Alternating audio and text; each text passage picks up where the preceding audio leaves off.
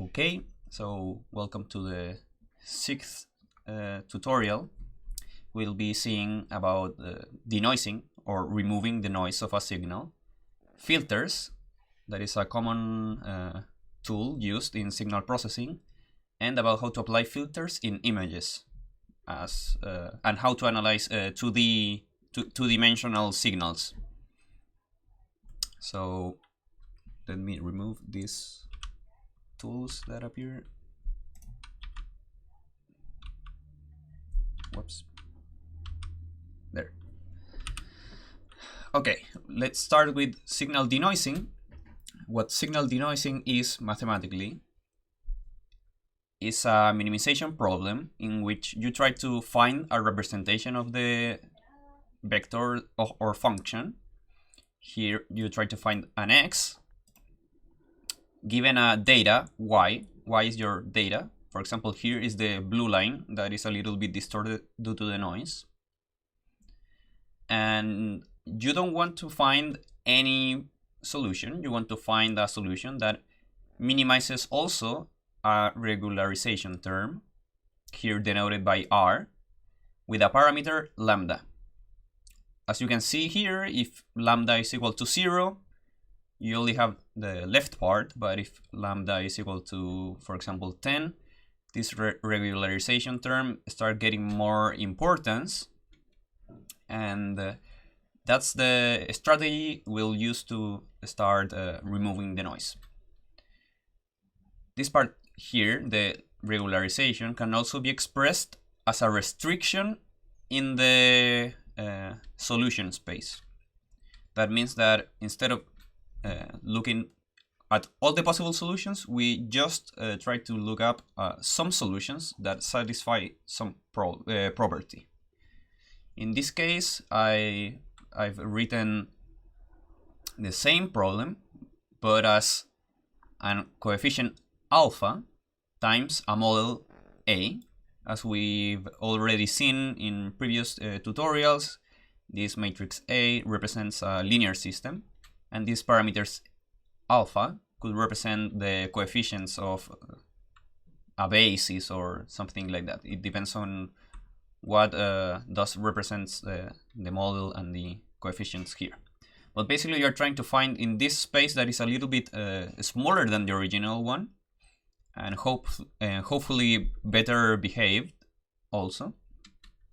And as you can see here, for example, you have your y, that is the data, in blue, and after the denoising, you obtain the denoised signal, that is this one in yellow. That's what denoising is, and the mathematical formulation. Now I'll give you an example. Okay, so this must be run again. Okay, so I need to import some things that were here.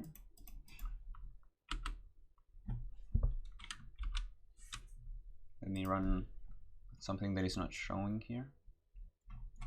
This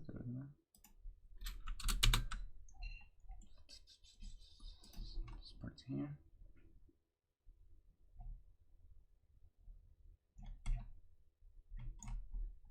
What? Something very weird happened.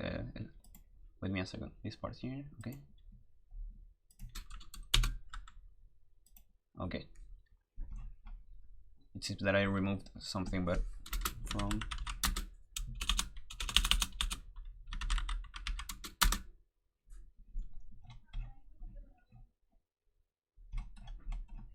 Wait me a second.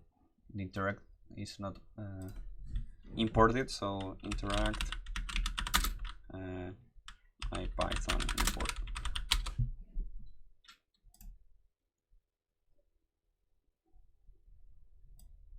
I needed to import these packages. I'm very sorry about that. Now it will work. Yeah. No, but it has some warnings. Sorry. Remove warnings. I deleted the cell without wanting that does this for me. So basically, this part should be here. Now it will work.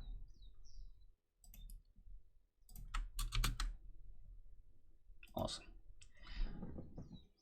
Okay, so here I'm showing a similar problem, but the noisy data has a standard deviation of 0.1 in this case, and I can move this slider, and as you can see, the noise starts getting bigger, bigger, and bigger.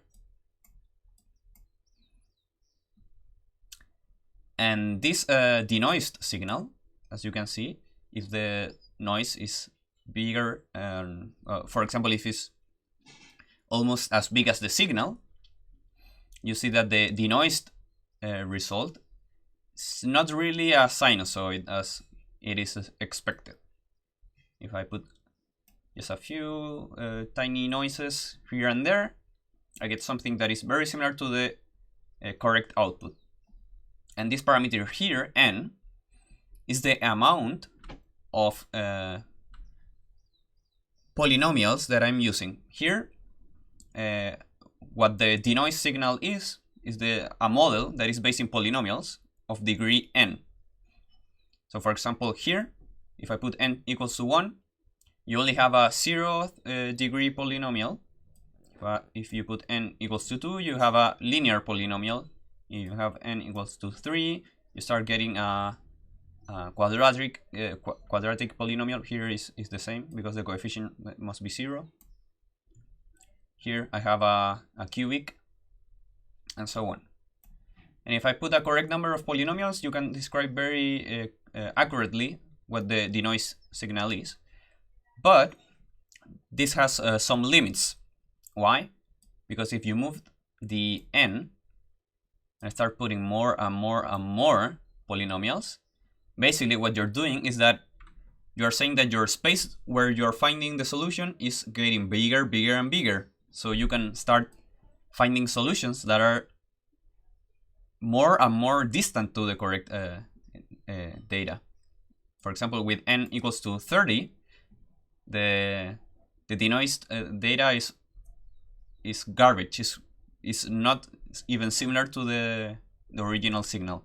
And this is because this n, when you are making bigger the search space, you have directions in which you can diverge. And that's why when you have this n goes, it goes bigger, the solution is not very good. When this n is very small, the solution is not very good either. So you need to find a parameter that regularizes the searching space correctly, and then you can have a correct solution. If my noise is bigger, you need to have less terms. Sorry, maybe that's too much. For example, when the noise was very small, you have a great solution for n equals to 14. But what happens when the noise is bigger? The solution starts getting distorted, and then you need to have less and less, more restricted searching space. That's why when the noise is 0.5, you need to only have n equals to 7 polynomials, or the degree of the polynomial will be at most 6 in this case, to make a reasonable solution. That was clear because I want to draw something just to be complete. Yeah? One thing. In the original equation you give, how does n relate to that? Yeah, sorry, I'm writing that right now. Basically, what you're having here is that you have a data vector y, and you want to approximate this data vector as a summation of coefficients, but these coefficients are multiplying functions that are polynomials of degree n. So you part with the degree 0 and then until n minus 1. That's what the n means, the degree, the maximum degree. the maximum degree of the polynomial. Why am I using polynomials? Because otherwise, for example, let's say in an abstract space, my y is here, but the correct solution is, this is the true solution. And if I have this vector here is the perturbation due to the noise. And you're basically trying to find this solution, this true solution, in a space. If the space is too small, that happens when n is small, you will not be able to find the solution. When n is normal, you have a correctly sized space in which you can find your solution, and maybe arrive to the true solution. But what happens when you have a space that is too arbitrary or too big? For example, this is when n is too big. Instead of going to the true solution, maybe your optimization problem gives a first step here and then start getting lost because your space is too big. That's what's happening here. When your n is too big, due to the noise, the solution starts getting distorted because you're finding stuff that is not near the true solution, but it satisfies the optimization problem. And when n is too small, the polynomials are not able to characterize this curve. And when n is kind of in the middle, you can find a space in which the optimization problem have a solution that is very near the correct solution. So that was what I was talking here.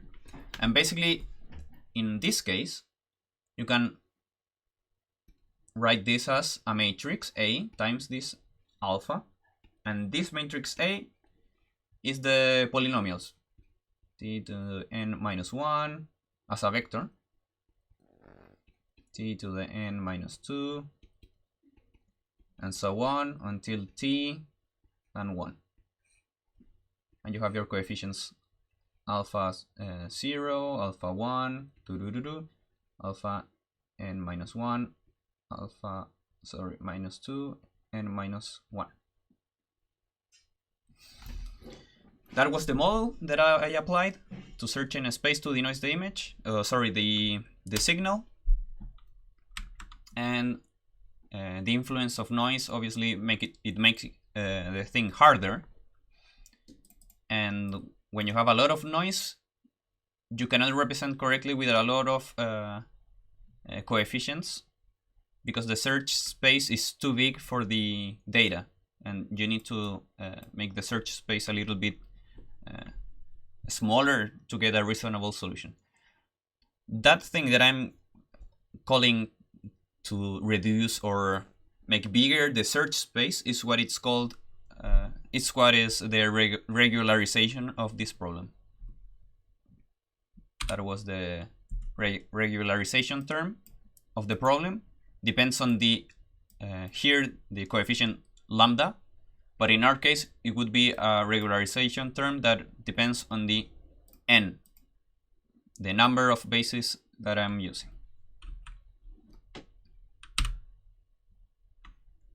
Okay, so now we'll do an activity. The activity is very similar to the thing we just done, and let me search a timer. Put a timer here for 10 minutes.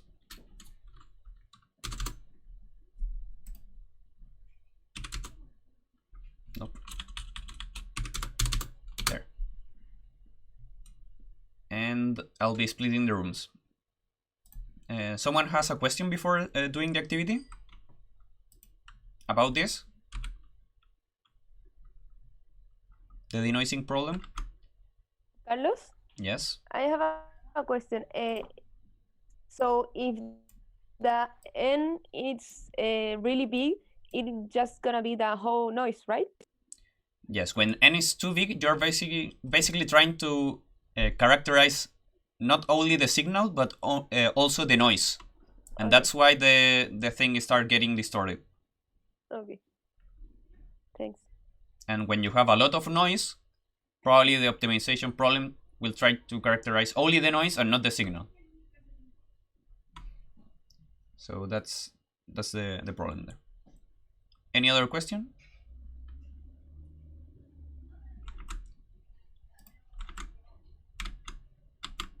Okay, no problem. We'll start with the activity. The activity consists in basically two activities, if I remember correctly. The first one is try to fit a function that is a polynomial here, f of t equals to 2t, with cosine functions, and obviously after adding noise, because we are seeing the denoising part of the well, we're seeing just the denoising part, and then do the same but with functions that are the sine functions. It shouldn't take too long, so I'll be splitting the rooms here. I'll be splitting the rooms in 3 rooms. Okay, I'll be starting the timer and splitting the rooms. 3 rooms. Okay.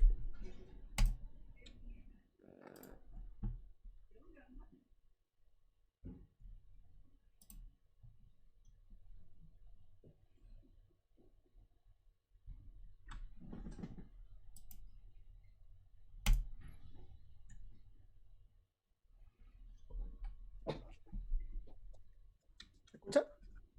Sí, sí. Buena. Ya partamos. No sé si alguien puede compartir la pantalla, que yo estoy desde el celular. Here. How are you? Yeah, I'm fine. You? Okay, sí. Near to the imminent collapse in my case. How, Victor? How's your bruise? A little bit better.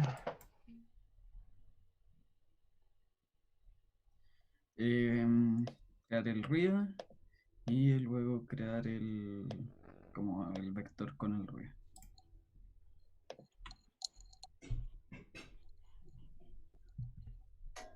Ok. Voy a crear acá.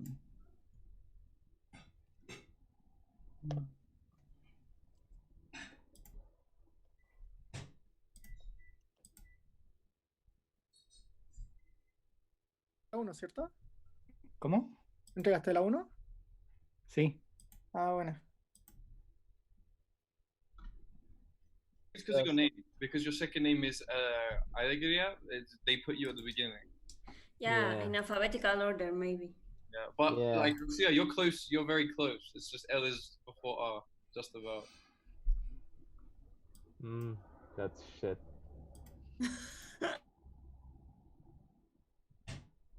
Deep Learning. Parece que el segundo semestre no hay nada. Ah, No. ¿Y qué no tal? way. ¿Es bueno? ¿Es bueno el curso? hasta ahora sí. Mm. Tiene sus cosas igual.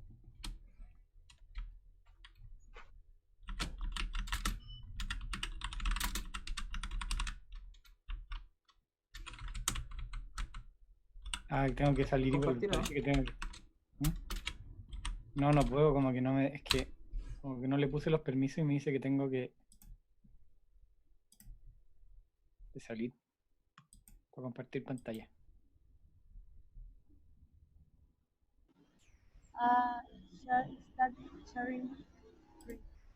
Recién escribió Carlos. Sí, de hecho está en nuestro grupo. Hello. ¿Ya? ¿Cómo hacer esto?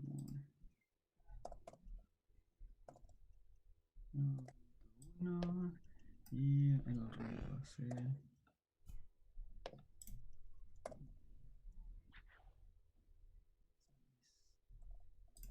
¿Por qué hiciste 001? Lo que pedía en el enunciado, de que la variable tenía que ir entre 0 y 0,1.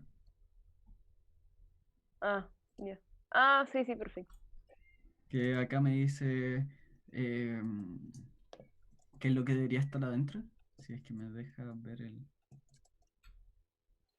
Y claro, lo que hace, Yes, como el lugar y el scale.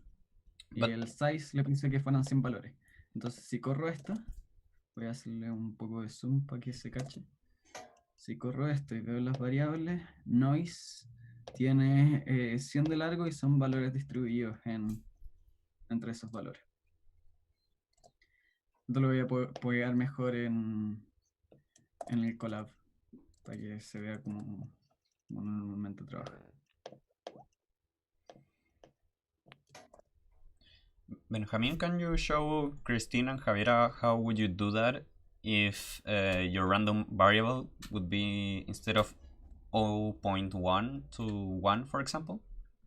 ¿Ya? The standard deviation would be 1, sorry. Ok. Lo primero que hice fue crear un vector X, que de hecho acá según yo debería ser T. Yes. Should be Ya, T. el vector T que va de 0 a 1 y debe tener 100 valores. Entonces creé con linspace, ¿ya? Un vector que parte en 1, parte en 0, llegue a 1 y tenga 100 valores. ¿Ya? Básicamente ahí me dice el start, el final y la cantidad de valores. Y luego creé el I, que es el f de t, que era multiplicar 2 por el x. Ya, Y luego me perfecto. pidieron hacer el normal, ¿ya? Una distribución normal de los valores, que tuviera el mu0 y el sigma 0.1. Entonces acá lo que puse fue el 0 a 0.1. Si lo hago como me está pidiendo Carlos, que fuera de 0 hasta 1, uno lo puede poner así. La otra forma que se puede, que normalmente uno se pierde acá, es con lock y con scale. Poner lock igual eso, scale igual eso. Y ahí creamos el vector eta. Ya, pero ¿y qué quiere decir log? Y sorry, pero ahí me perdí. Según yo, lock era el mu. Ya que era si uno tiene la distribución normal, la campanita, Ya, sí, ya, ya. el mu es donde está central. Ya, o sea, la Eh, localización del centro está en 0. Ya, si yo lo quiero Ah, mover hacia un lado, lo pongo con un valor más hacia el lado que yo quiero. ya, ¿Ya? perfecto. Y el sigma, yo cacho poco de estadística. El sigma es como ¿Es la aviación estándar? la desviación, esa misma. Yes, Yeah. it's the Entonces standard uno lo pone deviation. en scale. Y acá en el ejercicio me piden 0.1. Y si uno lo pone así normal, sin nada más, crearía un solo valor que estuviera dentro de esta distribución. Pero cuando uno le dice quiero que tenga 100 valores esto, ¿ya? Y uno lo crea ahí. Entonces acá yo lo hice. Y si uno ve el noise, que lo llamé, son puros valores que están entre 0.1 y menos 0.1 y 0.1, con distribución normal. Ya, pero ahí tendría que, ya, o sea, le ponéis play, tendría que ponerle algo para cero, ¿no? Ah, ya, y viene eso. Y ahora hay que crear lo que nos pidieron acá, el data samples, que básicamente era I más noise. Can I add something? That Obvio. when you have a standard, a normally distributed random variable, as you already did there in the variable noise, the standard deviation can also be thought as a parameter that multiplies outside the noise. That's what I told you to do the standard deviation equals to 1, because you can also put the standard deviation outside but multiplying. So you can put a scale 1 but multiplying outside by 0.1. Eso. Yes, and that's more intuitive because if the standard deviation is very big, your values start getting very spreaded, and it's very small, they start getting closer and closer to the mean. No tenía ni idea. Yes, but that only works when the mean is equal to 0. Okay. Okay. If you multiply by something and the mean is not equal to 0, you'll displace the mean.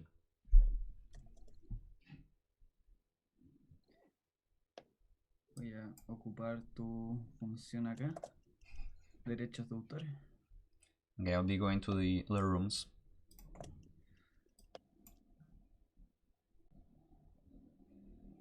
Sí. Es que por eso hay que ver la documentación que dice de norma, ¿cachai? Para ver en qué momento uno le pone... Yo creo que por default es media 0 y deviación estándar 0,1, ¿no? Pues, A ver. voy a checar. Algo me decía aquí esto. Normal Python.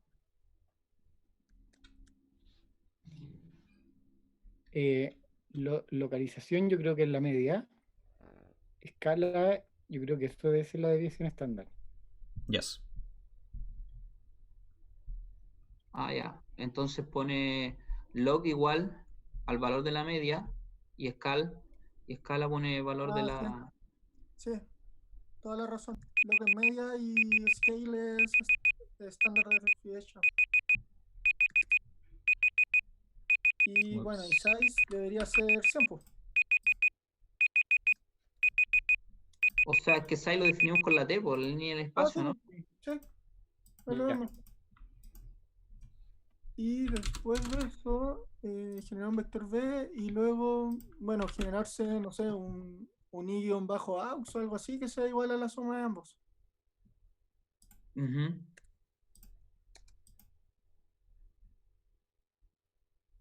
Trying to stay healthy at the same time. Hello guys, how are you doing here?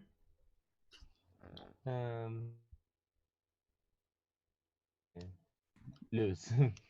Do you need any help? Maybe. Okay.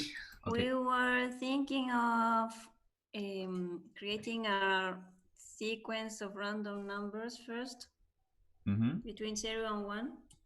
And how would you do that? Put a cell below the cosine series. I don't remember the function. Oh, to put a To do cell? that. You need to click? No, to create a sequence. Oh, okay. So I'll guide you.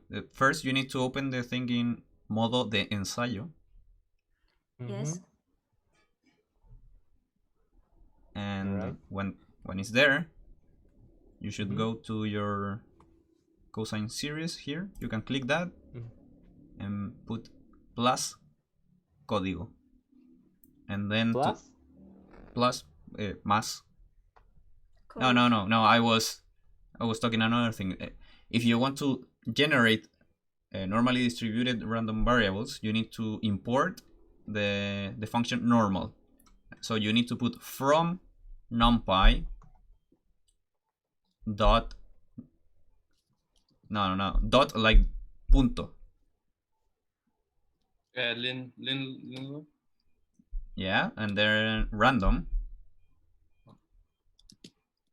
Yeah, like that? Yes. Space import normal. Okay, so now you can generate your vector by doing, for example, noise. Noise equals to normal of something.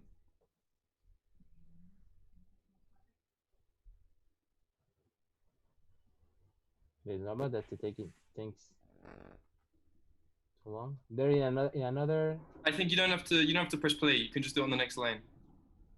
Yeah, I already press play. Yeah, but but you don't have to. that's already done. So after that line, you press enter and start a second line. And for example, do noise equals to normal off. So Normal off? yeah, like parentheses. Okay, yeah, and then you can see that the function has 3 parameters: location, scale, and size. The location is related with the mean, or mu. The scale is sigma, and size is the amount of normally distributed random variables that you want to create. So the location would be 0. That's 0. The scale would be 1.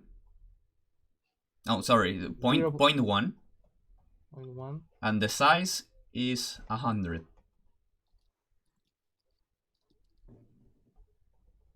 So now if you execute that cell, you already create the noise. Why is location 0? Victor. Why 0.0? Why is location? I understand the scale and size, but why is location 0? Oh, location. Location is the mean of the Gaussian distribution. And that parameter in the second bullet point, you can see that you need to generate a normally distributed random variable with mu that's equal to the mean, equals to 0. And a scale refers to the standard deviation? Yes, the scale is the standard deviation of the normal distribution. Okay, so with that line, you have already generated the noise, and you can add another line. Right. Yeah. And try to, for example, create your variable y. That case, the y hat. That would be 2 times t. But in... No, it's okay. 2 times t with or without the parentheses. Okay, so that would be a correct line, but first we need to define t. Yeah. Do you remember how to define a vector t that goes from 0 to 1 with 100 numbers?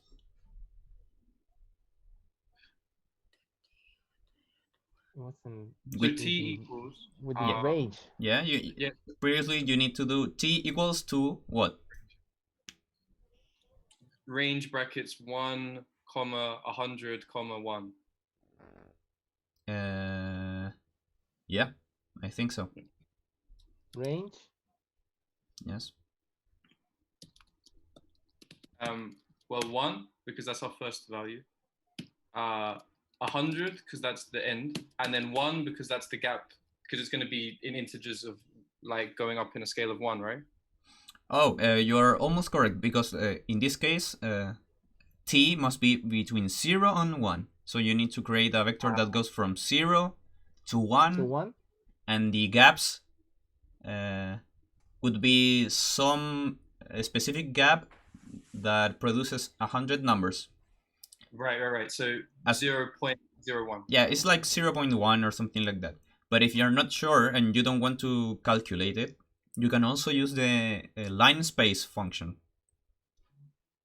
You need to import it in NumPy, as from NumPy import line space, and with that function, you can do it easily. Yeah. So over yeah. For example, after the from random, you can put another line that goes as from NumPy import line space.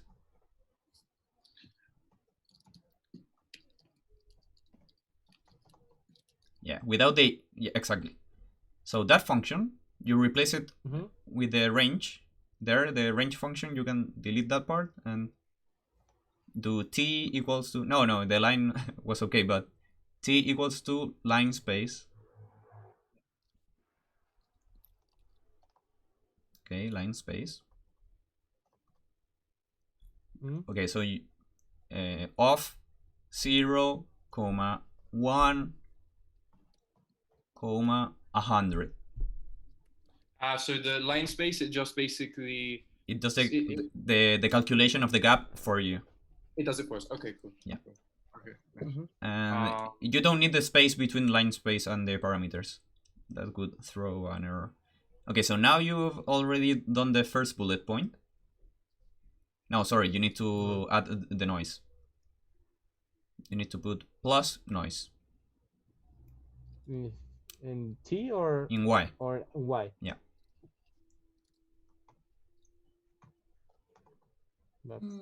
With that, you've already done the first 3 bullet points. But we still have to print something. We have to plot it. Yeah. So then you need to do another thing that is, for example, plotting.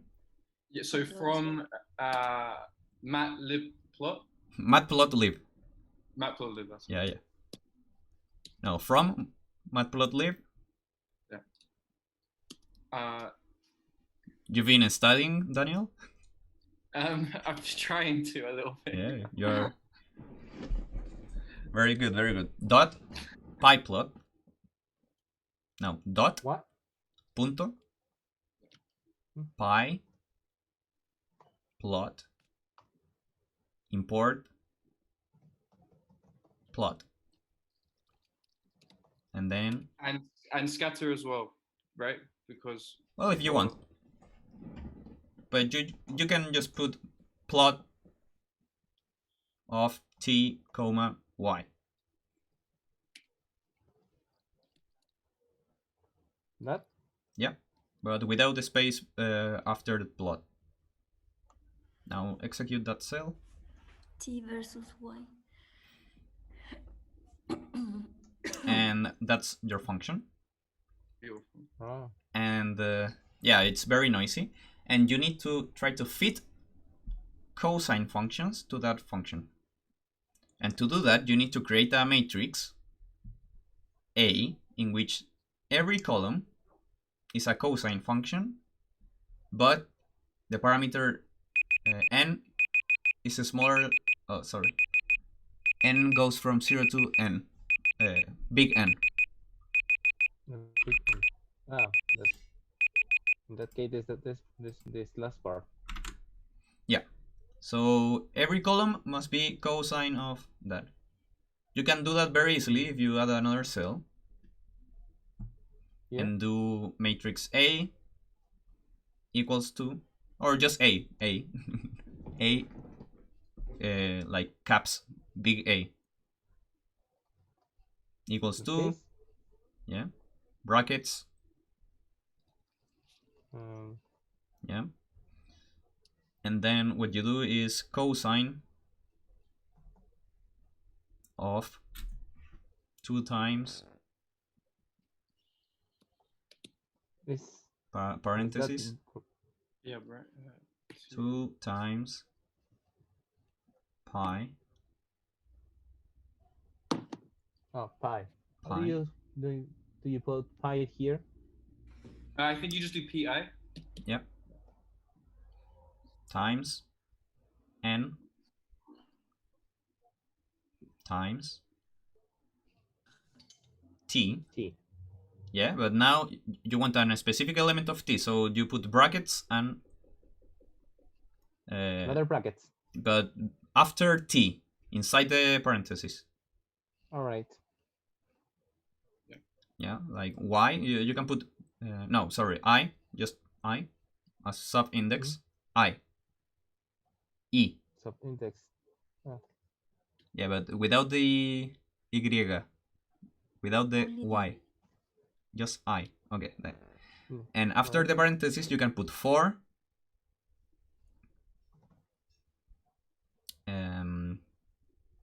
I in range of 100, and the argument of range is 100, and outside the other bracket, okay, 4 and in range and big N. Carlos, don't we have to import the array first? Or... Yeah, you need you need to do it. But first you need to put a square brackets outside everything you just written. Another one. big. Yeah, another bracket, and at the most right part. Okay, so now you need to put that inside an array function. So import NumPy. Yeah. No, from NumPy, sorry. Yeah, from NumPy. From NumPy, import array. Yeah. Exactly. And you need to run that line before the definition of A. So I need to run this first and then this. No. I mean that the second line from NumPy import array, that must be before the matrix A. Yeah, so Victor, you can just copy and paste it and put it above. Yeah. Yeah, remove the second import. Okay, so now outside the brackets, you put array. No. At the beginning, array, and the parentheses of the array function must include all the thing with brackets. Do you mean? Like here. Oh. Array. And at the end.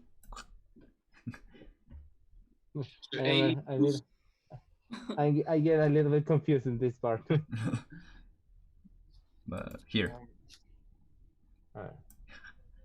I need to, in the end. Yeah, put a ending parenthesis here. No, ending parenthesis here. All right. Yeah, array there. Okay, yeah, but at the beginning put array. Array. Yeah, that's correct. So run that.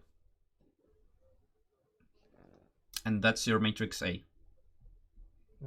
But n is not defined. So before you need to put n to whatever, n equals to 10. And that's the number of cosine functions that you are using. Carlos?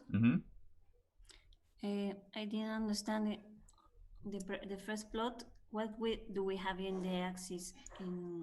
The x-axis is time, and the y-axis is the function. The function. Okay. Trace back most recent call from. The function linspace. Oh, you need to import cosine also. We have to import cosine, yeah, and also, but we had another problem as well. So to import cosine, we do that alongside array, right? So. Yeah, alongside array. Sorry, I wasn't listening. Yeah, comma cosine after array in the import. No. At the import. You need to import the cosine function as well. Yeah. And that part? Yeah. But we're still going to get the first error. Yeah, because you're missing pi. So, comma, pi. And that's basically how you program. You start getting errors and try to fix them. Yeah. Actually. And then we have to print everything together, right? So now you need to solve the problem. So you need to do the least squares of A and Y and plot the result. So just for let me have control of the keyboard. Can I? So then we have to import the least squared. Yeah. So I'm controlling your window right now. So basically from I'm not sure why, but I cannot write. Let me try to do it again. You need to now you can accept that I okay. Yeah, because there's I'm not sure why, but I cannot write. Let me see what is the problem. Yeah. Try again. Oh. No, I cannot write. Okay, but in that line you need to write from numpy dot lin alg, like linear algebra. Yes. First one. No. Import list ls without the I, with the I ls, that one. And now your coefficient would be yeah, you're okay. That would be least squares of a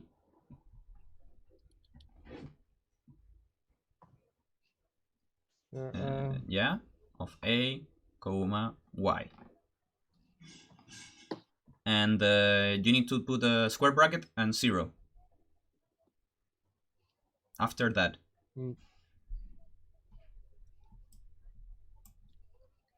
Okay, so why do we put the 0?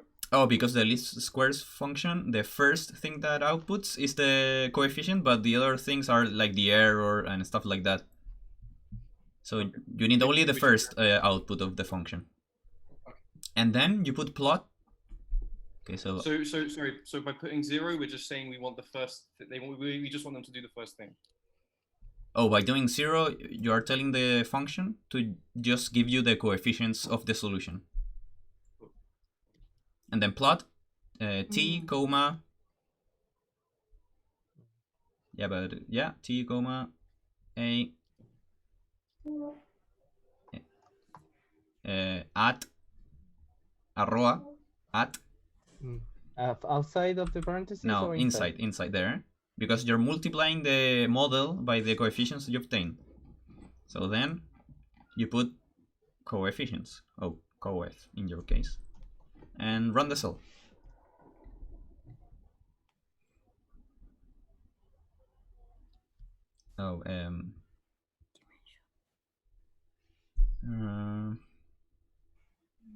Well, remove the t. Just plot the a coefficient.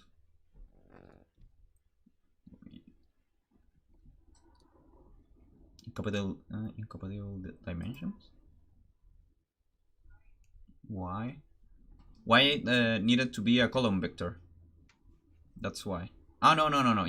Okay, I figured it out. You need to, after array, add but in the same line, dot t. Right. Dot. No. Dot, like punto.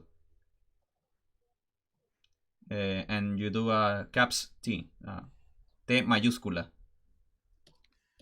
And that gives you the transpose. Okay, yeah. And run that again. Yeah, it works. Yeah.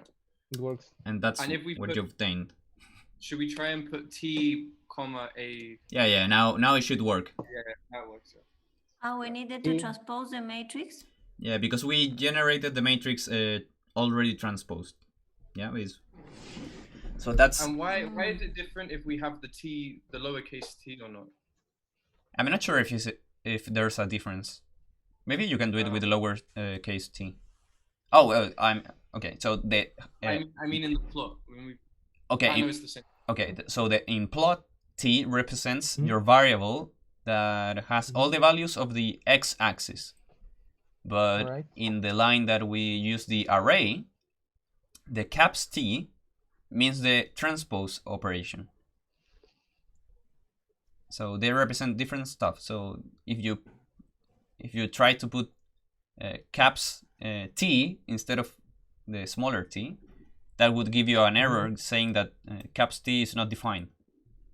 Because in the definition of the matrix A, that caps T represents the transpose. Alright.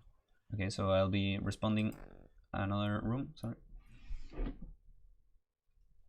Yes. Hi, Carlos.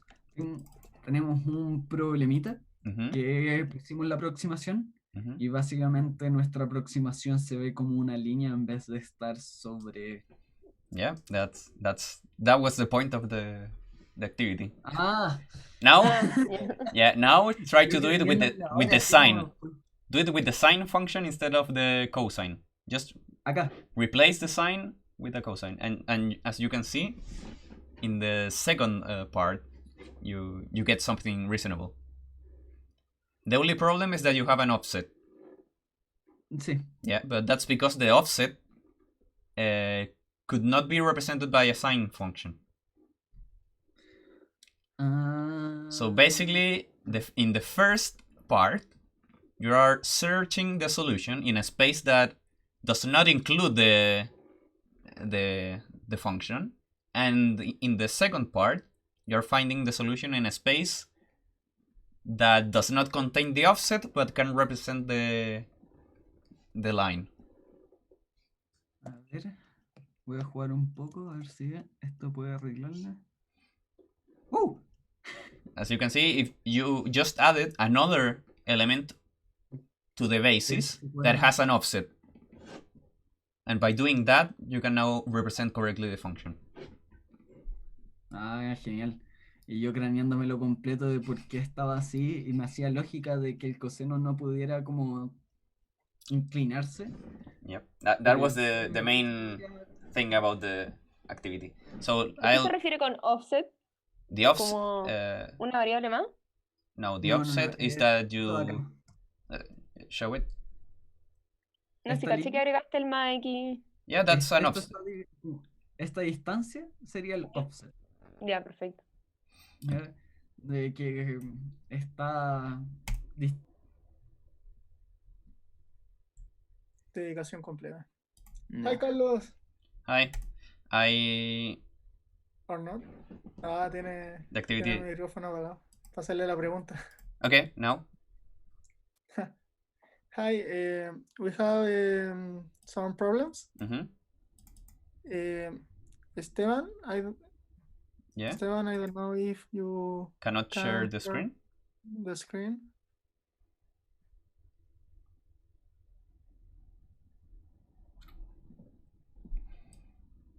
No me deja.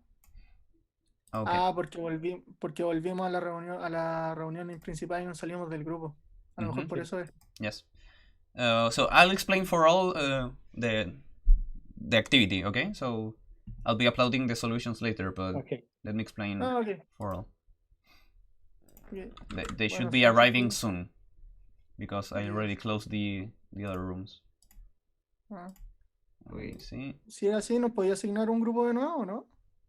After this part. Okay, so now. Okay, so now everyone is seeing my screen. Perfect. Okay, so basically in that activity, some of you already solved the problem, and basically in the activity 1.1, in which you had to use the cosine functions, this f of t, the function you're trying to denoise, yeah, that's the function with noise, it's an odd function. That means that f of x equals to minus f of minus x, right? Here, cosine, it's an even function. That means that f of x is equal to f of minus x. As you already know, well, I'm not sure if all of you know, but a function can be written as its odd part plus the even part. In this case, this function only had an even part, and we are trying to fit, in this case this function only had an odd part, but all our cosine functions are in this space. So basically in the first point, you couldn't fit the function or denoise it because the basis we are trying to fit cannot represent the solution. That means that if our noisy vector is here and the correct, this is the true solution, and this is our noisy vector. In the first part, if we are using cosines, we are searching in this space that does not include the solution. So the solution probably was something very bad. And in the second part,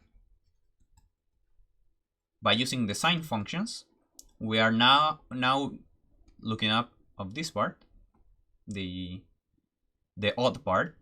So we can represent the basic shape of the function. For example, with this color, we can represent the shape, but we cannot represent the offset. This offset is basically adding a constant. And the sine functions cannot represent a constant function, only the cosine.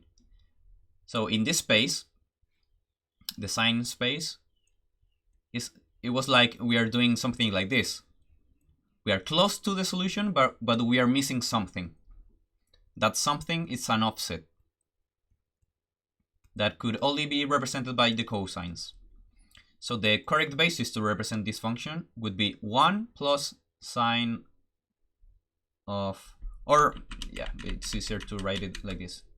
It's the union of the function 1 and the sine functions from n equals 1 to n minus 1. So we can represent the function correctly in this space. That was the idea of the activity. Anyone has some doubts about this?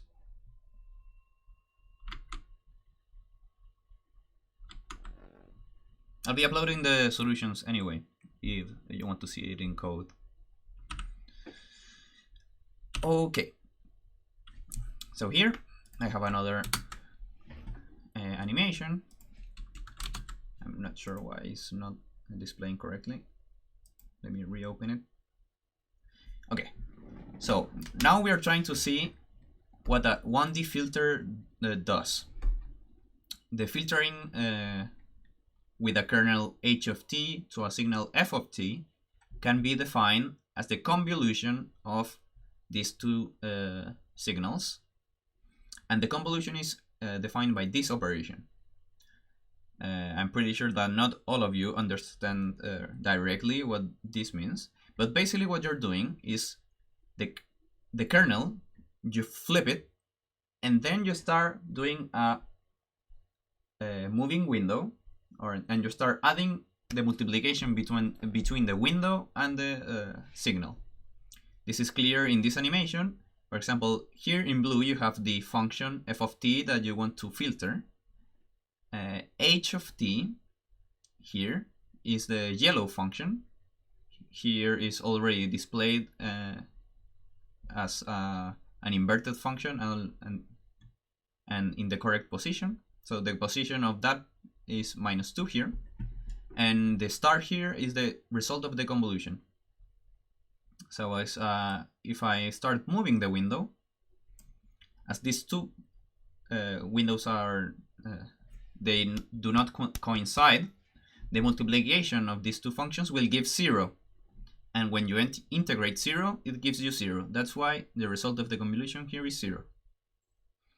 When you start moving and they start overlapping, when they start overlapping, this will be the first time that you will be integrating something here.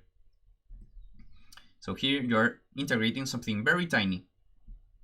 As you move along, you start integrating something bigger and bigger. That's why it starts increasing until they match, for example, here.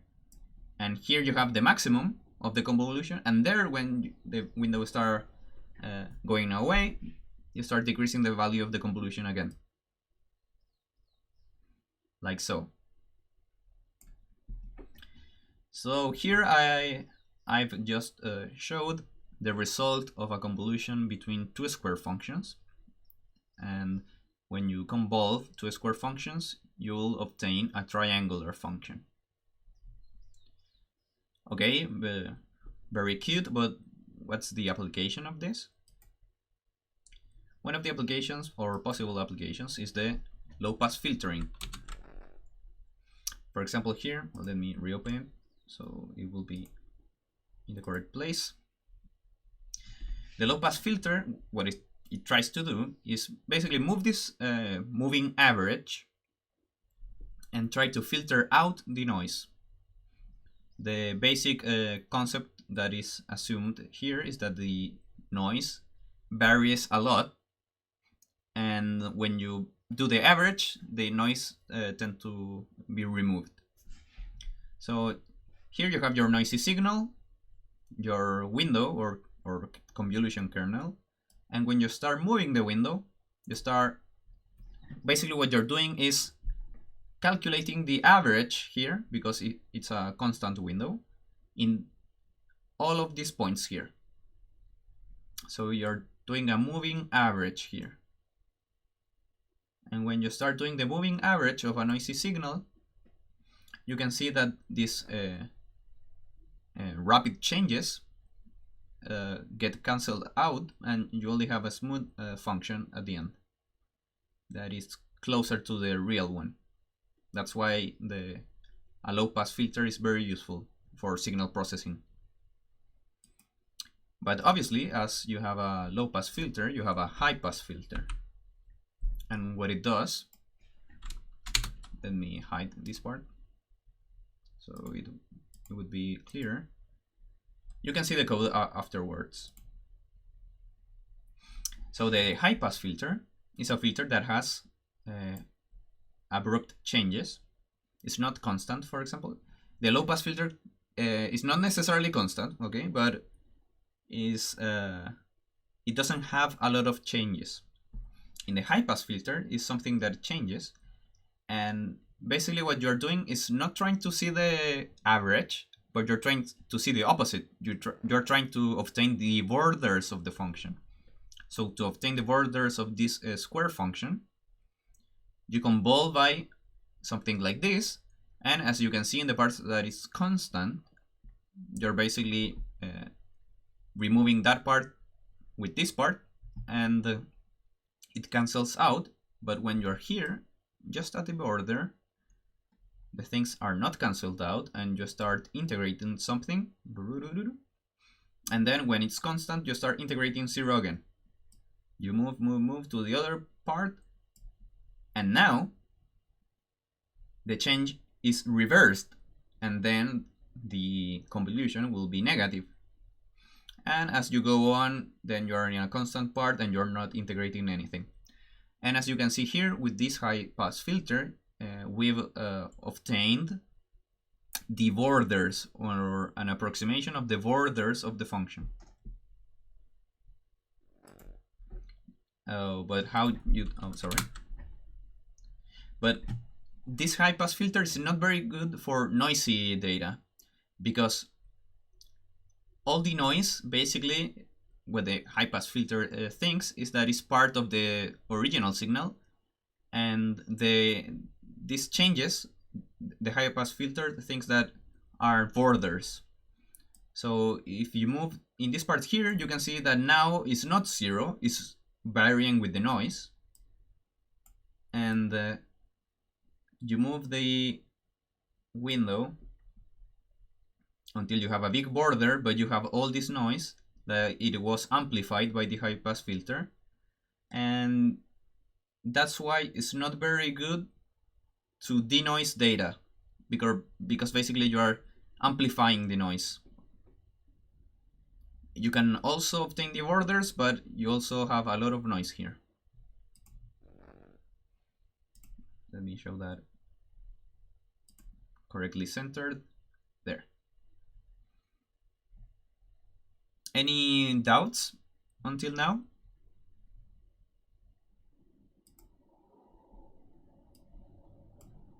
I'll be doing some questions. For example, Daniel. Yeah, what's up? Did you understand what the high pass filter does? Yeah, kind of. Okay, so in easier terms, this specific filter, what it does is subtracting the negative part here to this part that is not negative, and therefore when you have a change, the change will be amplified. For example, in this part here. Now let me put it in 0.5. So for example, here when you have a border, the changes will be increased. So you obtain a higher value for the convolution. And when you have noise, also. And did you understand what the low pass filter was? Now I'll be answering. The same thing, but just on the lower side. Yeah, basically you're averaging, doing a weighted average. Rocio, can you explain to me what the low pass filter does? This. Here.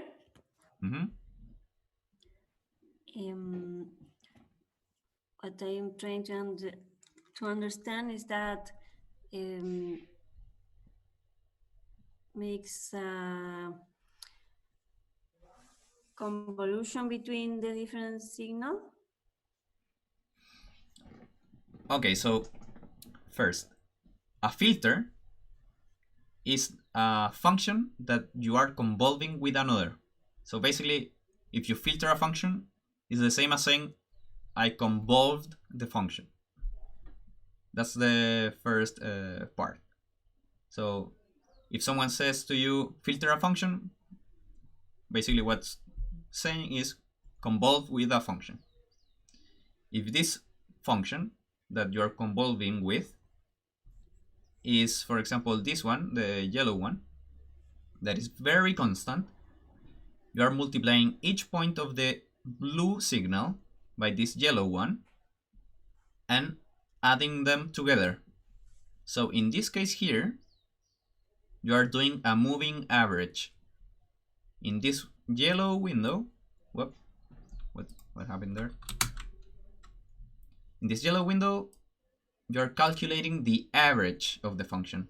So as you can see here, this window has almost the same negative part than the positive part, so integrates the multiplication between the window and the function, integrates 0. That's why the convolution is going to 0. Then if you move it a little bit more, you're having just the negative part, and therefore the integral goes negative, and so on. The high pass filter, you can see it as a moving window that is calculating weighted averages. Here is just the average because the window is constant, but that window could be whatever you want. I'm not sure if it's clear, Rocio? Maybe not. Little by little. Okay, Christine. I'm targeting specific people. Christine, are you there? Yes. Okay, can you explain to me what the low pass filter is? I understand it so. Yeah, but in your words, what did you understand?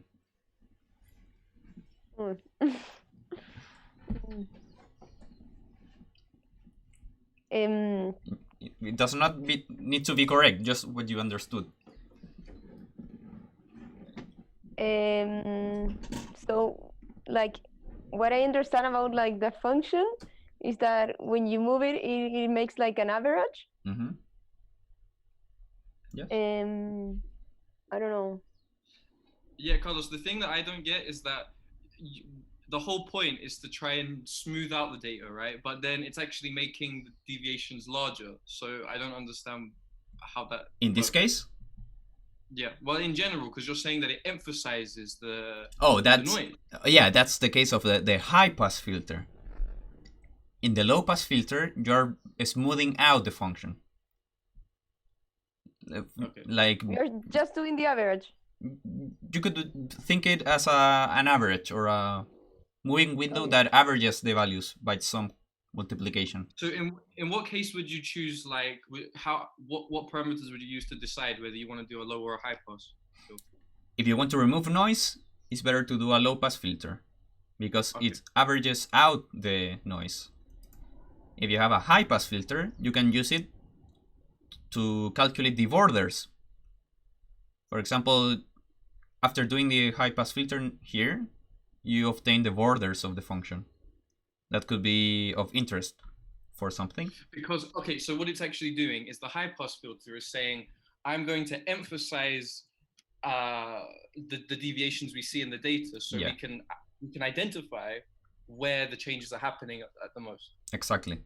All the things that are constant or not changing rapidly enough are cancelled out. That's why it's called high pass, because only allows the high changing parts of the function to remain. So if we had like a set of data that was looking at, I don't know, for example, stem cell growth, and we wanted to see when something the growth happens, factors are working at the most, for example, then we would use a high pass filter to see those statistical changes in the densities in certain things. Exactly. Okay. But in the case of the low pass filter, if for example I'm trying to correlate the behaving of the gut microbiome in the against a certain drug therapy, because I am more interested in the behaving of the consortia, is more useful to use the low pass filter?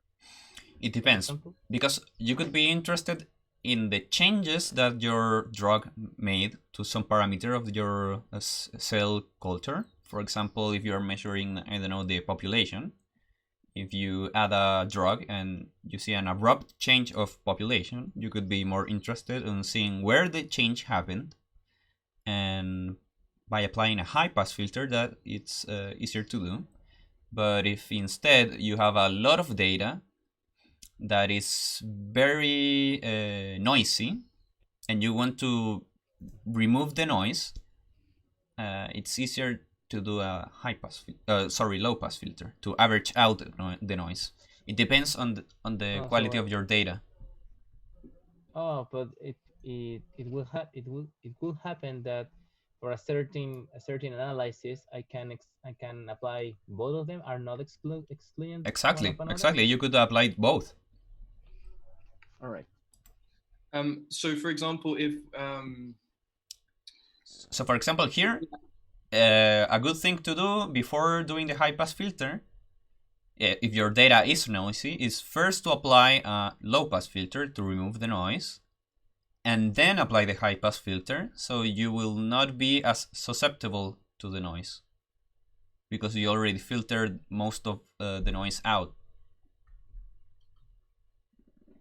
Okay, so you could do both. That's the main thing. Carlos, when we talk about smoothing, smoothing out images or data, we're basically talking about low pass filtering. Exactly. Yeah. Thanks. That's really important, actually. So yeah, thanks. So how to apply that in Python?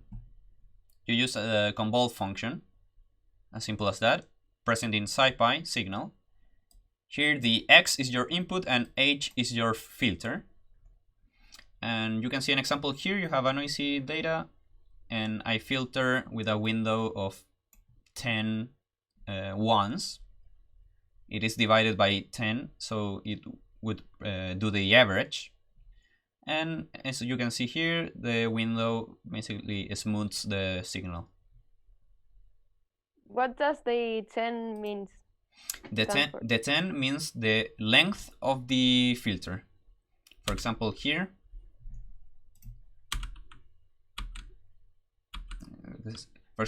the window is very big, but depending on your signal, you could want only this part to be averaged.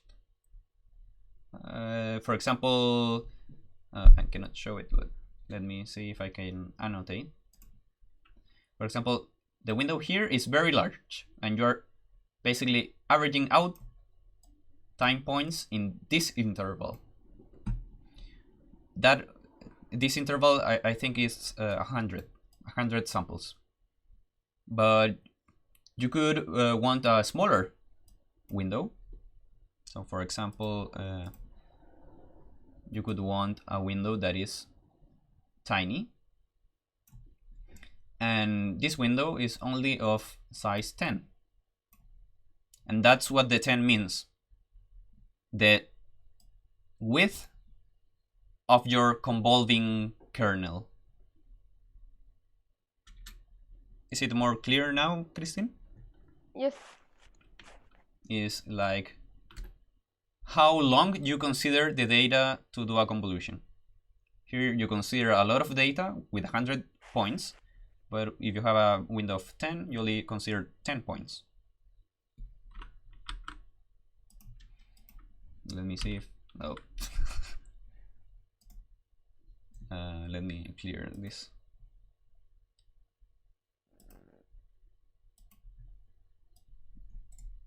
Okay, so I removed that. And basically with that function, you can convolve. Sorry, I'm going to take a little bit more of time, but I'll be quick. You can do the same with images. A 2D image is the same as a 2D signal. You have just two dimensions to apply the filters. And for example, here I have the Lena image. It is a very popular image to do signal processing because it has a lot of details here. It has some smooth parts here, so it's very good to test algorithms. And something very important to know about the images is that commonly the images have 3 channels. That's why they are called Rgb images. The first channel is the red channel, the second channel is the green channel, and the third channel is the blue channel. Basically, an image is a composition of 3 images that represents the formation of all the red parts, only the green parts, and the blue parts. You can do signal processing with Rgb images, but to make it easier, you can convert the Rgb image to a black and white image by adding all the colors up. So now, basically what this image have is the information about the intensity of each pixel, the intensity of light. Sorry. Okay. And here you can see the dimension of the image. It has 220 pixels of width and height, and it has 3 channels. But after converting it to a black and white image, you can see that now the last channel is removed. So here the second channel is removed in a black and white image. And filtering in 2D is the same concept of a moving window, but here it needs to be moved in 2 directions. So you move it left and right, and also up and down. And this window multiplies the values by some other kernel that you are using, and adds them up to a resulting image, like we are showing here. The convolution in 2D is the same as in 1D, but instead of using the convolve function, you use the convolve 2D function. And basically what it does is you have a window that moves and multiplies by some values, and you add them up, obtaining the resulting image. A parameter that's very important in a 2D convolution. And by default, this function adds or pads the image with zeros. So outside the image, basically you don't have anything. And how do you see a low pass filter and a high pass filter in images? You have the Lena image, and there's a filter called Gaussian Blur. And basically what you're doing is convolving by a Gaussian function. And as the Gaussian function is very smooth, averages the image, and I'm not sure if you can see it, but this image here is a little bit blurred, or is smoothed out. It has less details than the original one. You can see it in these parts where you have a lot of feathers, that you have a more diffuse image. And this part here, it's what it's called as a Sobel filter, that is very commonly used to detect borders in images, and that's a high pass filter. And you can see here that in white you see the borders of the image, and that's a usual thing to do in imaging, to try to obtain the borders of something, and you can do it with a high pass filter. Okay, so I had an activity now, but we don't have time, so I encourage you to do it at home. But basically the last two things I want to say is that there's a special case of low pass and high pass filters that is called a wavelet. Specifically here I'm showing the hard wavelet. So we have our image Lena in black and white, and we can zoom and have gray values. And to do a hard wavelet, what it means is to apply a convolution with this kernel 111 that basically does an average, and put it in a tiny image here. Apply this filter 1 and -1, so you're measuring differences or borders in the y direction, and put it in an image here. And you have other two filters. Here is the borders in the diagonal parts, and here are the borders in the x axis. And you apply 4 filters, and you have 4 images.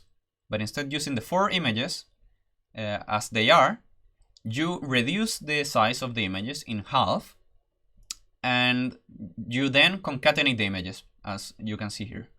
So this image here has the same size of this image here, and they have the same information. These have the information of all the borders and the mean parts of the signal, and here they are represented in another space. This space here is called the wavelet transform, but it's just applying low pass and high pass filters. And something that is very common to do is to try to filter the noise in the wavelet space, or this part here. And you can do that. What?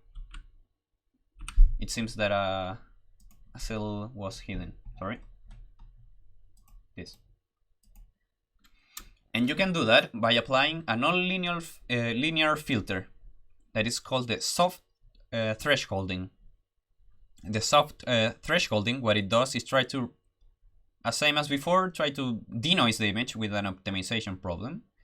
But the regularizer is based on the L1 norm.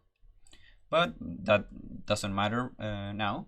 Basically, what you obtain by solving this problem is a soft thresholding operator, that is this one here. But if you just see the plots, you have a coefficient and the result of the soft thresholding. And basically what you're doing is removing the small valued coefficients. So in here, you see that you have very white borders, very black borders, but all the values that are in between, you try to remove them by applying this filtering. And the assumption here is that the coefficients that are lower contain all the noise of the image. And the activity here was, at first, try to apply these filtering functions to an electrocardiogram. This is a common electrocardiogram, and try to filter out the noise. And the second part, sorry, it's not advancing. Oh, it's hidden. The second part is now. The second part is to use this hard wavelet to the Lena image and apply the soft thresholding to remove the noise. So please try to do this at home. And we'll see the solution the next tutorial, that it will be the next Friday. So we can start with the solutions of this part and the previous activity, and the next part could be focused on the homework. Okay. So that was a lot of things to see. Okay, so now I'll stop the recording and answer some questions in Spanish. Okay, but Ross, can I quickly just ask, is there an exact date on when the homework is due? The homework, it has already been posted, or this homework that I just gave you. No, the original one, because I remember that Carlos said that he was going to change it anyway, even before the week break. Yeah, we were thinking on changing the date even before knowing about the break. I'm not completely sure, but I think he posted an announcement saying the date. If not, I'm going to investigate and tell you the date. Okay, thanks. Okay, any more doubts? Yes, Rosia? The next TA will be on May 8th. Let me see. I'm not good with dates. So no. The next TA will be in the 1st of May. In the break week.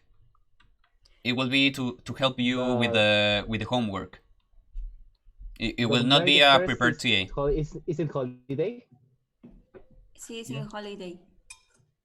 It's in holiday? I think so. El Día del Trabajador. Yeah, but you can work at that day to commemorate the day.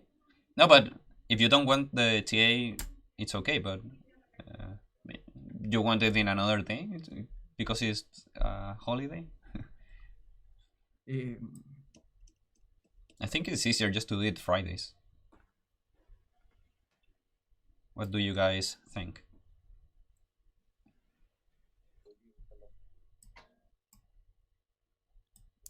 Okay, so I'll do a little poll. Raise the hand, the people that wants to do the TA the next Friday, the 1st of May, even if it is the working holiday or something like that. The TA will be focused on the homework. What? Maybe if we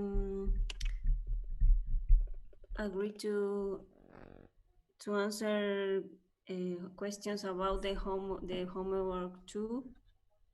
Yeah, it will be about the homework. I will not be preparing any presentation. I'll just see the solutions of this part if anyone wants to see it, and then we can work on the homework. Okay. So only Christine and Benjamin raise their hand. So does anyone else wants the TA, or I just skip it? Carlos, I have a question with the TA right now, but with the homework right now. Okay. In the last question, it says the archive is the moon. But if you open the archive, the TXT, it says that it's Mars. And in the homework, what do we write? Do we write Mars? Oh, okay. So the thing is that I made that question. At first, I wanted to plot the trajectory of the moon, but the trajectory of the moon viewed from the Earth is very complicated, and I then just use the trajectory of Mars. Yeah, but the period of time that the Earth and Mars go, it's a 10, 25, and 50 years, but it's not a full period of time. Yeah, that was on purpose. Okay. Yeah, it's not a full period. It's, Okay. yeah, it was just a very big number. That's not related with the period. Okay, so Daniel or someone else, because right now we are 5 that wants to do the TA. That's barely the 50% of the class. Because I know that Cristobal is not part of the class, so... For me, it's like, it depends on whether that would have any impact on the deadline of the homework. Oh, like, no, if you, not at all. Yeah. No, it will be just to help you to answer questions about the homework. So based on that, I don't see a problem with doing the class. Yeah. It would be something that only has a benefit for you. It will not impact on any due date or anything like that. So I think, yeah, that makes sense. Yeah. Actually.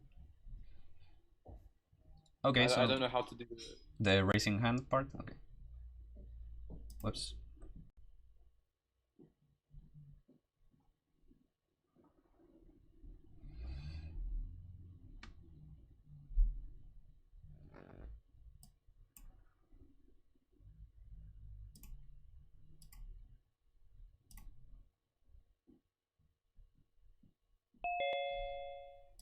Sorry, my Zoom died suddenly.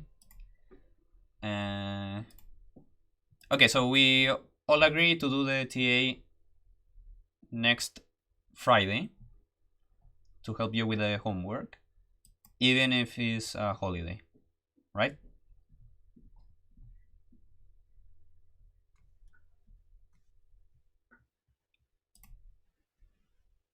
Yeah, well, all the hands are raised. So, okay, I assume that you're all agree with that. The next TA will be at the same time, same link as all the TAs. Okay, so we'll be finishing the official part of the TA, and now I'll be talking a little bit in Spanish.